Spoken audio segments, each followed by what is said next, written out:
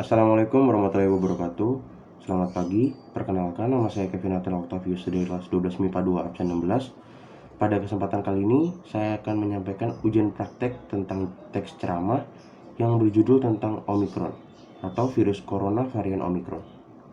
Pertama-tama marilah kita panjatkan puji syukur kepada Tuhan Yang Maha Esa, karena berkat rahmat dan kuasanya kita dapat berkumpul di tempat ini kembali dengan keadaan badan yang sehat dan tubuh yang segar. Pertama-tama izinkan saya untuk membuka atribut yang saya pakai ini agar suara saya terdengar dengan jelas. Dan mengapa saya memakai baju APD ini, apa yang biasa disebut dengan baju medis?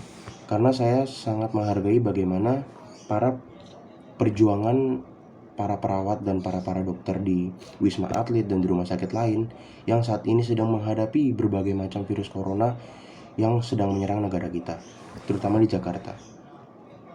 Apa itu varian Omikron?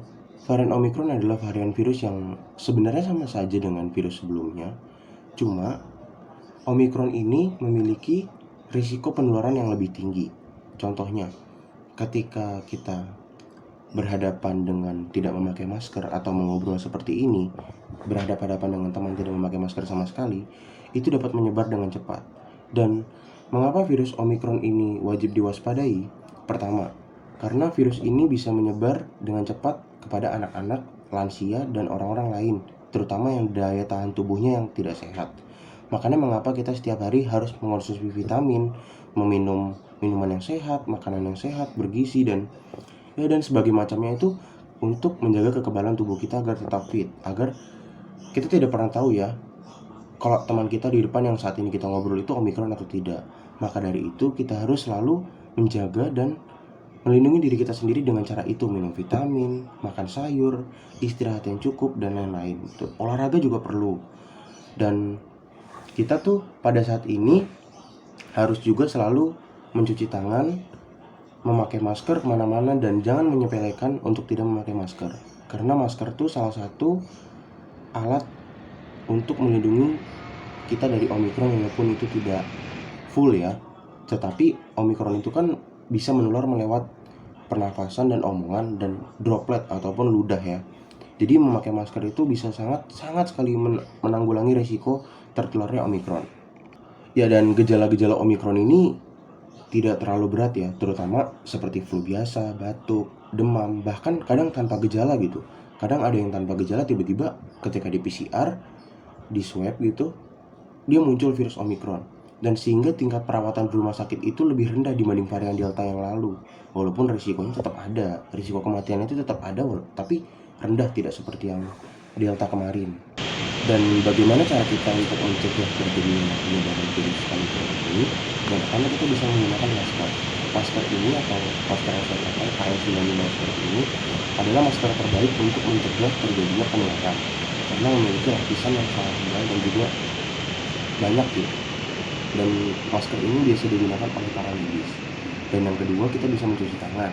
Virus akan mati saat digosok dengan sabun dan air mengalir, agar tangan kita tuh selalu bersih. Kan kita tidak pernah tahu kita di luar memegang apa, kita di luar yang kita pegang itu banyak virusnya atau gimana, atau ada orang yang kena Omikron terus megang itu, kita kan tidak pernah tahu. Dan yang ketiga, kita bisa tetap di rumah. Kita harus menjaga dan kita tidak berkerumun dengan orang lain, kita tetap di rumah agar kita tuh tidak melakukan penyebaran virus tersebut. Kita kalau tidak ada keperluan mendesak, lebih baik di rumah lah. Berada di luar rumah itu meningkatkan risiko penularan yang besar juga. Dan yang terakhir, kita bisa menjaga jarak. Saat berada di luar rumah, hindari keramaian. Tetapkan protokol yang tadi, memakai masker, kita tetap social distancing, dan juga menjaga kerumunan agar tidak tersebar penyakit tersebut. Dan kita juga bisa vaksin, terutama saat ini kan kita udah vaksin tuh, pasti vaksin kedua. Kalau tidak, kita tidak bisa masuk sekolah, dan kemana-mana juga kita harus scan aplikasi Peduli Lindungi agar dari aplikasi itu dia tuh tahu bahwa kita yang masuk ke mall atau kemana-mana itu kita sudah dilakukan vaksin kedua COVID-19.